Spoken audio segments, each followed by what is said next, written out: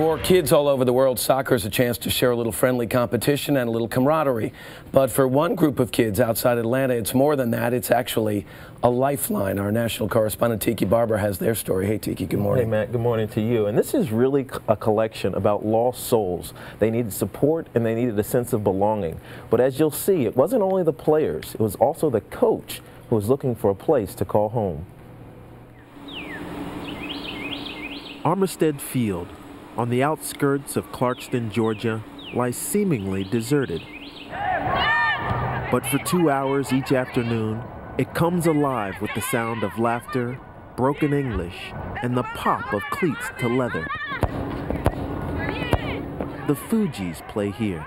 I think we all have places that are refuge for us, and that's where we go. You know, we feel safe there. It's a place where they're not judged. There are no problems coming on the field. 3 years ago, soccer coach Luma Muffley was driving through Clarkston when she saw something that reminded her of her home back in the Middle East.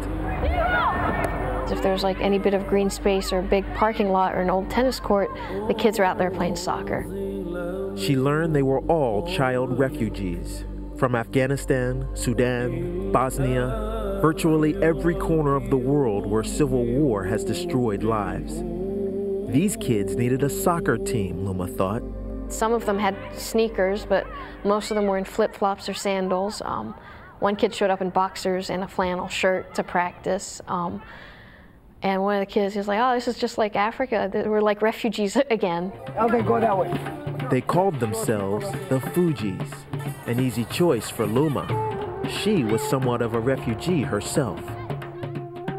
The daughter of a steel factory owner, she grew up in an affluent Arab family in Jordan, complete with chauffeurs and cooks. Do you think you grew up privileged? I think I grew up very privileged, and I didn't realize there were other kids in the same country or elsewhere in the world that didn't have what I had.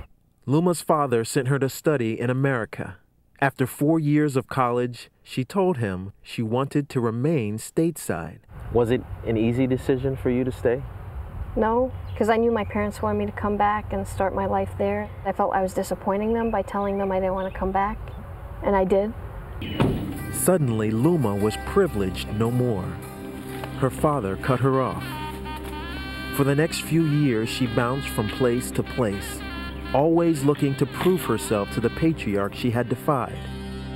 She says when she met the Fugees, she finally realized it wasn't about her or her father. But soon she wondered, was she prepared to be more than just a coach? We're out on the field one day practicing, and some kid in the neighborhood was letting fireworks loose, and everybody hit the ground.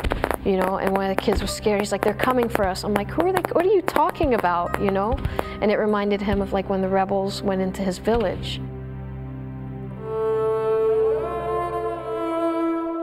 Luma was learning what it really means to be a refugee.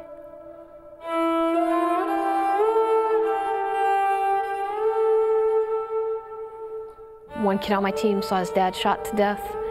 I've had another kid see his dad's fingers cut off in front of him and then his shoulder slashed. Some of the moms have been raped.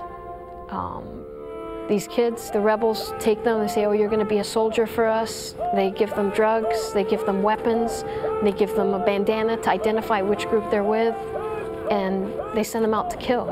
And you're thinking about that and you're like, how did you survive that? They are safe now, but Luma knows that life in America poses its own challenges. Guys, how are y'all doing? Most of the kids' parents have no education, so the poverty at home is often crushing. They battle constant racism on and off the field.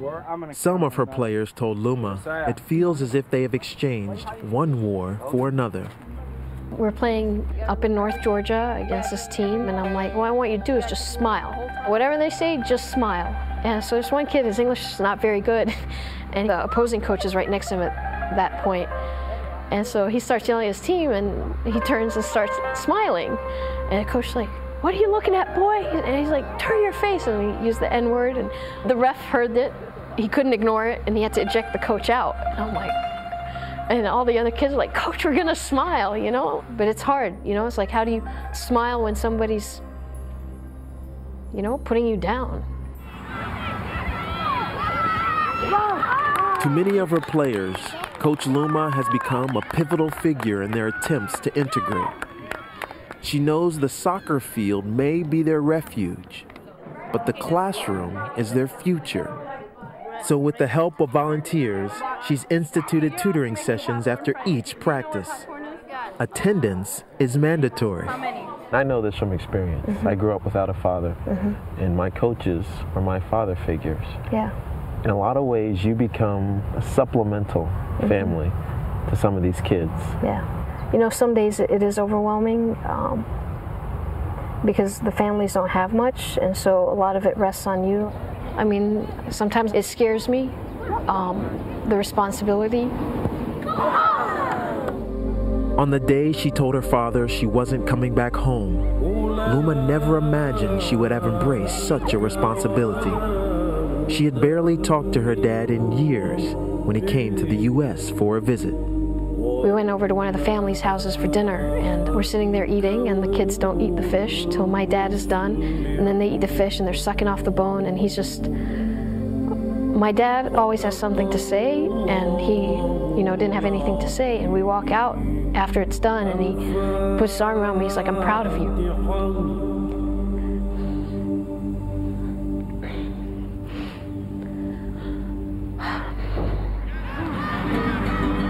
And so it's on to another game. Another practice. Nice shot. On to another dinner. You hungry? The food might be strange, the language foreign, but this is family. These kids are my lives, these families are my life, and I mean, is it destiny? Is it fate? Did I just land here by accident? I don't know. I mean, I belong here. I can't see myself doing anything else. On the count of 3. 1, 2, 3. Go! Matt, it really is a great story, and there's so many people who are in situations like this where they're trying to find meaning in their life, and Luma has found meaning in her life. I think some people are going to watch watch this story today, Tiki, and say, what can I do? You know, how can I help this team? How can I help this coach? She does have a lot of help. She has her great friend down there, Tracy, who is the assistant coach. The kids call her Miss Tracy, who helps her out with the volunteer stuff, with the classes. They have a community center they're trying to help out.